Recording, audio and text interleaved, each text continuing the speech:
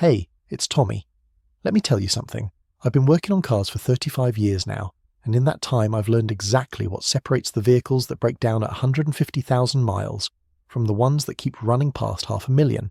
It's not about buying the most expensive car on the lot. It's not about luck or some secret knowledge that only professionals have access to. It's about habits. Simple, consistent habits that anyone can follow if they know what to do. Most people start getting nervous when their car hits 100,000 miles. They think it's time to trade it in before the big problems start showing up. That's exactly what the dealerships want you to believe. They've built an entire business model around convincing you that cars are disposable, that you need a new vehicle with a new payment every few years. But that's simply not true, and I've seen the proof of that with my own eyes countless times throughout my career. 500,000 miles is absolutely achievable for a regular, everyday car. I've seen it happen with sedans, SUVs, trucks, and even economy cars that people thought would fall apart much sooner. My own vehicles have gone well past that number, and they're still running strong today. The difference is that I don't follow the maintenance schedules that were written by marketing departments, trying to make cars look cheap to own. I follow the rules that I've learned from 35 years of seeing what actually works and what sends an engine to an early grave. Today I'm going to share the 12 essential habits that I live by. These are the practices that will help your car reach 500,000 miles and beyond without major repairs. This isn't about complicated procedures or expensive services. This is about smart, consistent maintenance that anyone can follow with a little knowledge. If you stick with these habits, you're not just saving money on repairs, you're saving tens of thousands of dollars by not having to buy a new car every few years. Let's start with habit number 12, which is the 5,000-mile oil change rule. The manufacturer of your car probably tells you that you can go 7,500, 10,000, or even 15,000 miles between oil changes. Let me be completely honest with you. That is one of the biggest lies in the automotive industry today. That extended interval isn't designed to make your engine last longer. It's designed to make the car look cheap to maintain when you're comparing vehicles in the showroom. Here's what actually happens inside your engine when you follow those extended intervals. Oil is a lubricant, but it's also a cleaning agent that works constantly to keep your engine running smoothly. As it circulates through the engine, it picks up microscopic metal shavings from normal wear, carbon deposits from combustion, and unburnt fuel.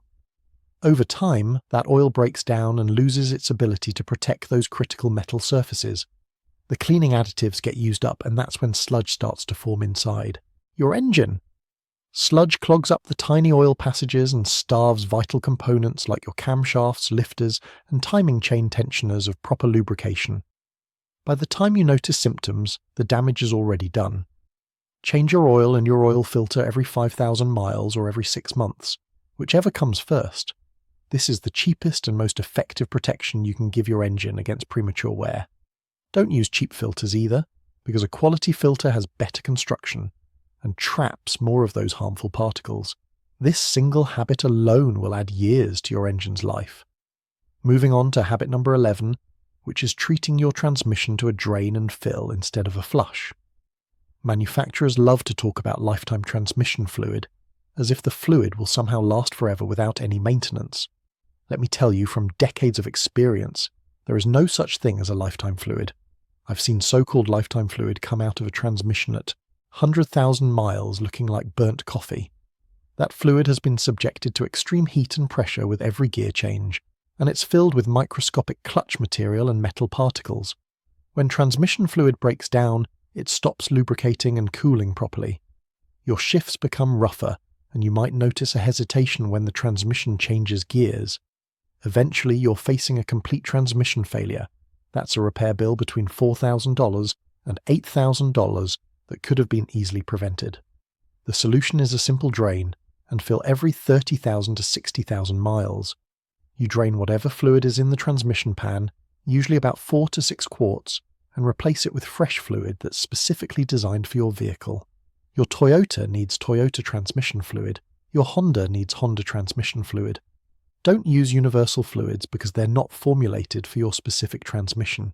Here's what they're not telling you at those quick lube shops. They'll try to sell you a transmission flush where they hook up a machine that uses high pressure to force all the old fluid out. On a high mileage transmission that hasn't been serviced regularly, that high pressure can dislodge chunks of debris that were actually keeping things sealed. I've seen transmissions that were working fine come into my shop dead on a tow truck, just a week after a power flush. A simple drain and fill is gentle on the system and allows it to clean itself gradually. Habit number 10 is resetting the clock on your coolant before it causes serious damage. Your engine's cooling system works silently in the background, and most people don't think about it until they're stranded on the side of the road with steam pouring from under the hood. Coolant does more than just prevent your engine from overheating. It also contains corrosion inhibitors that protect the metal surfaces of your engine block, cylinder heads, radiator, and water pump. Over time, these inhibitors break down and the coolant becomes acidic. When that happens, it starts eating away at your engine from the inside. It corrodes the aluminum in your radiator and cylinder heads, destroys the rubber seals on your water pump, and creates a brown sludge that clogs the tiny passages in your heater core. If a coolant leak leads to an overheating event, you could be looking at a warped cylinder head or a blown head gasket. Flush your cooling system every 3 to 5 years, or about every 50,000 miles. You also need to use the correct type of coolant for your vehicle. Mixing different types of coolant, like the old green formula with the newer pink or orange long-life versions, can cause it to gel up and become useless. A coolant flush costs around $100 and prevents engine damage that could cost $5,000 or more. Habit number 9 is respecting the timing belt's real deadline. If your car has a timing belt, this is something you absolutely cannot ignore. A timing belt is a rubber belt with teeth that synchronizes the rotation of your engine's crankshaft and camshafts. It ensures that the valves open and close at exactly the right times. If that belt snaps while the engine is running, the pistons will collide with the valves. In what's called an interference engine, a broken timing belt means instant and total engine destruction. Your owner's manual might say to replace the timing belt at 100,000 or 120,000 miles, but rubber degrades over time from heat and chemical exposure, not just from mileage. I've seen timing belts with only 60,000 miles on them that were cracked and brittle because the car was 10 years old. My recommendation is to have the belt inspected at 60,000 miles and replace it every 7 to 8 years regardless of mileage. When you do replace the belt, you must also replace the water pump, the tensioner, and the idler pulleys at the same time. These components wear out together. A shop that only replaces the belt is setting you up for failure. Habit number 8 is not letting your brake fluid absorb too much moisture. Everyone knows to replace their brake pads, but almost nobody thinks about their brake fluid. Brake fluid is hygroscopic, which means it naturally absorbs moisture from the air over time through the rubber hoses and seals in your brake system. Water has a much lower boiling point than brake fluid. If you're braking heavily, like going down a long mountain road, that water can boil and turn into steam. Steam is compressible, which means your brake pedal will suddenly feel soft and might go straight to the floor. That's called brake fade, and it's extremely dangerous. That moisture also causes corrosion inside your brake lines, calipers, and especially your ABS module. I've seen ABS modules that cost over $2,000 get destroyed by old contaminated fluid. The fluid should be flushed and replaced whenever the moisture content exceeds 3%, or as a preventative measure every 2 to 3 years. It's a simple and inexpensive service that ensures your brakes will work when you need them most. Habit number 7 is replacing the PCV valve, which is a 5/10 part that can prevent $3,000 or more in repairs. PCV stands for positive crankcase ventilation, and it's a small one-way valve that allows unburnt gases to be drawn out of the engine's crankcase and routed back into the intake manifold to be burned off. When this valve gets clogged with oil, sludge, and carbon deposits, those gases become trapped in the crankcase, and pressure starts to build up. That pressure starts pushing oil out through your engine's seals and gaskets. You'll start seeing oil leaks from the valve covers, the crankshaft seals, and the oil pan gasket. That internal pressure also prevents oil from draining back properly, which contributes to sludge formation. A clogged PCV valve is one of the primary causes of engine sludge. This part costs around $15 and takes less than 10 minutes to replace. I recommend changing it every 30,000 to 50,000 miles. Habit number 6 is paying attention to your serpentine belt before it leaves you stranded. Your serpentine belt is the long rubber belt that winds around all the accessories mounted on the front of your engine. It powers your alternator, your power steering pump, your air conditioning compressor, and on many vehicles your water pump. If that single belt snaps while you're driving, you lose everything at once. Your battery stops charging, your steering becomes extremely heavy, and if the belt drives your water pump, your engine will start overheating almost immediately. You might hear it start to squeal on cold mornings, or you might notice small cracks forming on the ribbed surface. Don't ignore these warning signs. I recommend replacing your serpentine belt and its tensioner together every 60,000 to 90,000 miles, or about every 6 to 7 years. The tensioner is a spring-loaded pulley that maintains proper tension on the belt. When that spring weakens, the belt can slip, causing premature wear and noise.